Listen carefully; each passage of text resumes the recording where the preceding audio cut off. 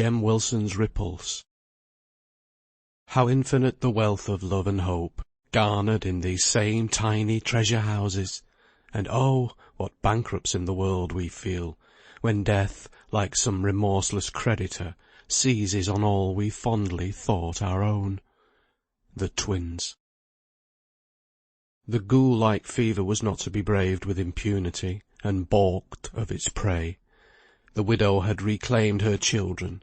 Her neighbours, in the good Samaritan sense of the word, had paid her little arrears of rent, and made her a few shillings beforehand with the world.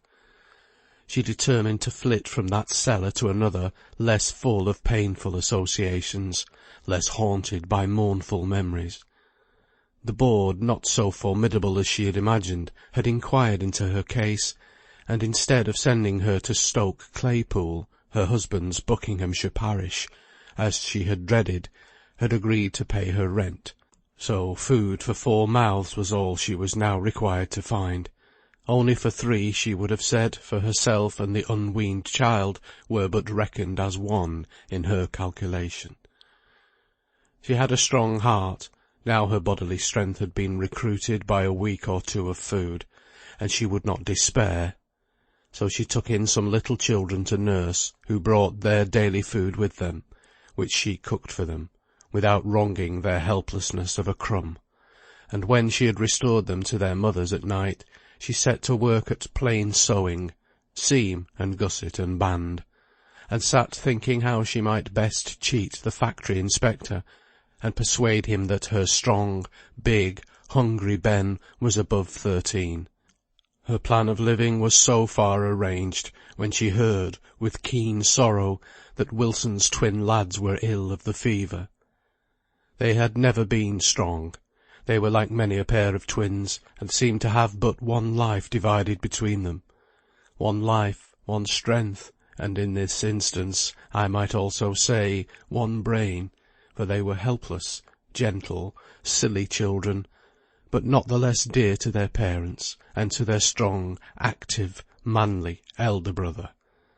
They were late on their feet, late in talking, late every way, had to be nursed and cared for when other lads of their age were tumbling about in the street, and losing themselves, and being taken to the police office miles away from home.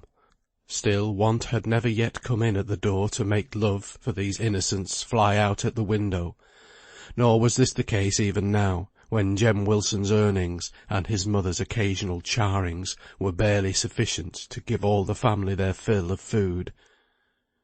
But when the twins, after ailing many days, and caring little for their meat, fell sick on the same afternoon, with the same heavy stupor of suffering, the 3 hearts that loved them so, each felt, though none acknowledged to the other, that they had little chance for life. It was nearly a week before the tale of their illness spread as far as the court where the Wilsons had once dwelt, and the Bartons yet lived. Alice had heard of the illness of her little nephews several days before, and had locked her cellar door, and gone off straight to her brother's house in Ancoats. But she was often absent for days, sent for, as her neighbours knew, to help in some sudden emergency of illness or distress, so that occasioned no surprise. Margaret met Jem Wilson several days after his brothers were seriously ill, and heard from him the state of things at his home. She told Mary of it as she entered the court late that evening, and Mary listened with saddened heart to the strange contrast which such woeful tidings presented to the gay and loving words she had been hearing on her walk home. She blamed herself for being so much taken up with visions of the golden future, that she had lately gone but seldom on Sunday afternoons, or other leisure time, to see Mrs. Wilson, her mother's friend, and with hasty purpose of amendment, she only stayed to leave a message for her father with the next-door neighbour, and then went off at a brisk pace on her way to the house of mourning. She stopped with her hand on the latch of the Wilsons' door, to still her beating heart, and listened to the hushed quiet within. She opened the door softly. There sat Mrs. Wilson in the old rocking-chair, with one sick, death-like boy lying on her knee, crying without let or pause, but softly, gently, as fearing to disturb the troubled, gasping child, while behind her old Alice let her fast-dropping tears fall down on the dead body of the other twin, which she was laying out on a board, placed on a sort of sofa-settee in a corner of the room. Over the child, which yet breathed, the father bent, watching anxiously for some ground of hope, where hope there was none. Mary stepped slowly and lightly across to Alice. "Ah, poor lad, God has taken him early, Mary." Mary could not speak. She did not know what to say. It was so much worse than she expected. At last she ventured to whisper, "Is there any chance for the other one, think you?" Alice shook her head, and told with a look that she believed there was none. She next endeavoured to lift the little body, and carry it to its old accustomed bed in its parents' room.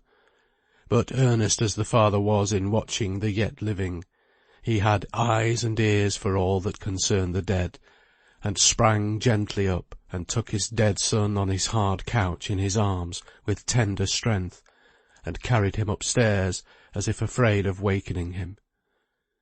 The other child gasped longer, louder, with more of effort. "We mun get him away from his mother. We cannot die while she's wishing him." "Wishing him?" said Mary, in a tone of enquiry. "Ay, dunno you know what wishing means? There's none can die in the arms of those who are wishing them sore to stay on earth. The soul of them as holds them won't let the dying soul go free, so it's a hard struggle for the quiet of death. We mun get him away fra his mother, or he'll have a hard death, poor little fellow." So without circumlocution she went and offered to take the sinking child. But the mother would not let him go, and looking in Alice's face with brimming and imploring eyes, declared in earnest whispers that she was not wishing him, that she would fain have him released from his suffering. Alice and Mary stood by with eyes fixed on the poor child, whose struggles seemed to increase, till at last his mother said, with a choking voice, "Mayhappen you'd better take him, Alice. I believe my heart's wishing him all this while, for I cannot bring myself to let my two children go in one day. I cannot help longing to keep him, and yet he shall not suffer longer for me." She bent down and fondly, oh, with what passionate fondness, kissed her child, and then gave him up to Alice, who took him with tender care. Nature's struggles were soon exhausted, and he breathed his little life away in peace. Then the mother lifted up her voice and wept. Her cries brought her husband down to try with his aching heart to comfort hers. Again Alice laid out the dead, Mary helping with reverent fear. The father and mother carried him upstairs to the bed, where his little brother lay in calm repose. Mary and Alice drew near the fire, and stood in quiet sorrow for some time. Then Alice broke the silence by saying, "It'll be bad news for Jem, poor fellow, when he comes home." "Where is he?" asked Mary. "Working over hours at the shop. They'n getting a large order for her foreign parts, and you know Jem mun work, though his heart's well nigh breaking for these poor laddies."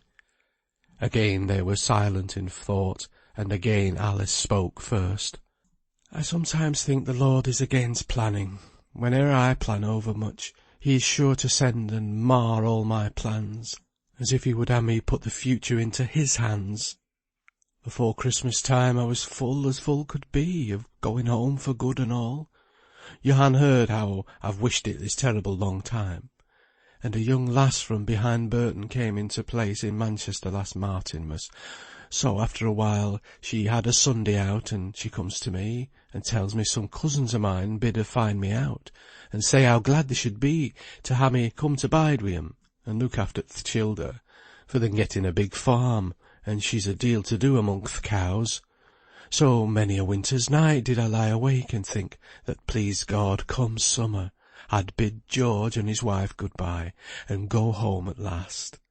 Little did I think how God Almighty would baulk me, for not leaving my days in his hands, who had led me through the wilderness hitherto. Here's George out of work, and more cast down than ever I seed him. wanting every chip o' comfort he can get, e'en afore this last heavy stroke. And now I'm thinking the Lord's finger points very clear to my fit abiding place, and I'm sure if George and Jane can say His will be done, it's no more than what I'm beholden to do." So saying, she fell to tidying the room, removing as much as she could every vestige of sickness, making up the fire, and setting on the kettle for a cup of tea for her sister-in-law, whose low moans and sobs were occasionally heard in the room below. Mary helped her in all these little offices. They were busy in this way when the door was softly opened, and Jem came in, all grimed and dirty from his night work, his soiled apron wrapped round his middle in guise and apparel in which he would have been sorry at another time to have been seen by Mary. But just now he hardly saw her. He went straight up to Alice, and asked how the little chaps were. They'd been a shade better at dinner time, and he had been working away through the long afternoon, and far into the night, in the belief that they had taken the turn.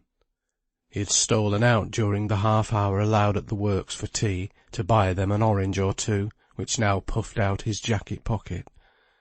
He would make his aunt speak. He would not understand her shakes of the head, and fast coursing tears. "They're both gone," said she. "Dead?" "Ay, poor fellows. It took worse about 2 o'clock. Joe went first, as easy as a lamb, and Will died harder like." "Both?" "Ay, lad, both. The Lord has taken them from some evil to come, or He would na ha' made choice of them, you may rest sure of that." Jem went to the cupboard and quietly extricated from his pocket the oranges he had bought. But he stayed long there, and at last his sturdy frame shook with his strong agony. The two women were frightened, as women always are on witnessing a man's overpowering grief. They cried afresh in company. Mary's heart melted within her as she witnessed Jem's sorrow, and she stepped gently up to the corner where he stood, with his back turned to them, and putting her hand softly on his arm, said, "Oh, Jem, don't give way so. I cannot bear to see you." Jem felt a strange leap of joy in his heart, and knew the power she had of comforting him. He did not speak, as though fearing to destroy by sound or motion the happiness of that moment, when her soft hand's touch thrilled through his frame, and her silvery voice was whispering tenderness in his ear. Yes, it might be very wrong, he could almost hate himself for it, with death and woe so surrounding him. It yet was happiness, was bliss, to be so spoken to by Mary. "Don't, Jem, please don't," whispered she again, believing that his silence was only another form of grief. He could not contain himself. He took her hand in his firm yet trembling grasp, and said, in tones that instantly produced a revulsion in her mood, "Mary, I almost loathe myself when I feel I would not give up this minute, when brothers lie dead, and father and mother are in such trouble, for all my life that's past and gone. And, Mary," as she tried to release her hand, "you know what makes me feel so blessed." She did know. He was right there. But as he turned to catch a look at her sweet face, he saw that it expressed unfeigned distress, almost amounting to vexation, a dread of him that he thought was almost repugnance. He let her hand go, and she quickly went away to Alice's side. "Fool that I was, nay, wretch that I was, to let myself take this time of trouble to tell her how I loved her. No wonder that she turns away from such a selfish beast." Partly to relieve her from his presence, and partly from natural desire, and partly, perhaps, from a penitent wish to share to the utmost his parents' sorrow, he soon went upstairs to the chamber of death. Mary mechanically helped Alice in all the duties she performed through the remainder of that long night, but she did not see Jem again. He remained upstairs until after the early dawn showed Mary that she need have no fear of going home through the deserted and quiet streets, to try and get a little sleep before work hour. So, leaving kind messages to George and Jane Wilson, and hesitating whether she might dare to send a few kind words to Jem, and deciding that she had better not, she stepped out into the bright morning light.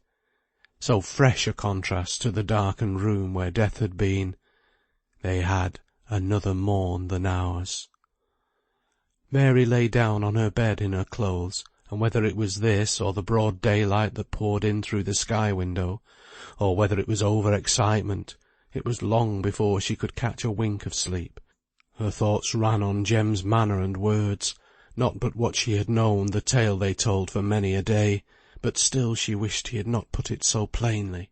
"Oh dear," said she to herself, "I wish he would not mistake me so. I never dare to speak a common word of kindness, but his eye brightens and his cheek flushes. It's very hard on me, for father and George Wilson are old friends, and Jem and I have known each other since we were quite children. I cannot think what possesses me, that I must always be wanting to comfort him when he's downcast, and that I must go meddling with him to-night, and sure enough it was his aunt's place to speak to him. I don't care for him, and yet, unless I'm always watching myself, I'm speaking to him in a loving voice. I think I cannot go right, for I either check myself till I'm downright cross to him, or else I speak just natural, and that's too kind and tender by half. And I'm as good as engaged to be married to another, and another far handsomer than Jem. Only I think I like Jem's face best for all that. Liking's liking, and there's no help for it. Well, when I'm Mrs. Harry Carson, may happen I can put some good fortune in Jem's way. But will he thank me for it? He's rather savage at times, that I can see, and perhaps kindness from me, when I'm another's, will only go against the grain. I'll not plague myself with thinking any more about him, that I won't." So she turned on her pillow and fell asleep, and dreamt of what was often in her waking thoughts, of the day when she should ride from church in her carriage, with wedding bells ringing, and take up her astonished father, and drive away from the old dim workaday court for ever, to live in a grand house, where her father should have newspapers, and pamphlets, and pipes, and meat dinners every day, and all day long if he liked.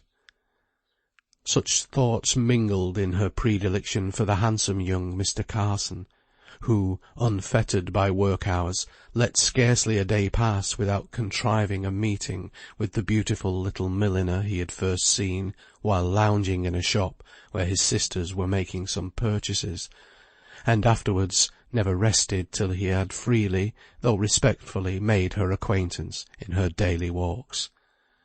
He was, to use his own expression to himself, quite infatuated by her, and was restless each day till the time came when he had a chance, and of late more than a chance, of meeting her.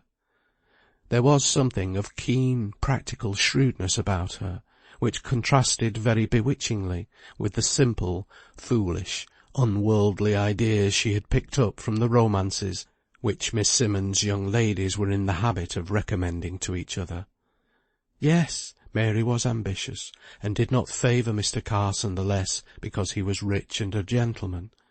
The old leaven, infused years ago by her Aunt Esther, fermented in her little bosom, and perhaps all the more for her father's aversion to the rich and the gentle. Such is the contrariness of the human heart, from Eve downwards, that we all, in our old Adam state, fancy things forbidden sweetest. So Mary dwelt upon and enjoyed the idea of some day becoming a lady, and doing all the elegant nothings appertaining to ladyhood. It was a comfort to her, when scolded by Miss Simmonds, to think of the day when she would drive up to the door in her own carriage, to order her gowns from the hasty-tempered yet kind dressmaker. It was a pleasure to her to hear the general admiration of the two elder Miss Carsons, acknowledged beauties in ball-room and street, on horseback and on foot, and to think of the time when she should ride and walk with them in loving sisterhood.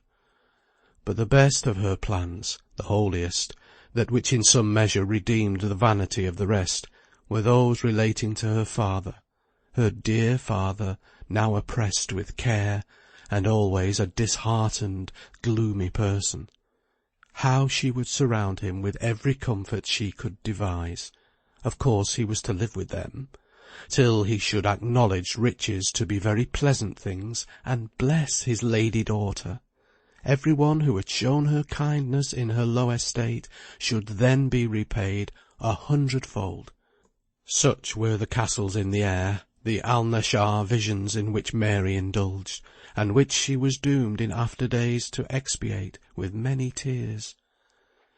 Meanwhile her words, or even more, her tones, would maintain their hold on Jem Wilson's memory. A thrill would yet come over him when he remembered how her hand had rested on his arm. The thought of her mingled with all his grief, and it was profound for the loss of his brothers. End of chapter 7. Read by Tony Foster.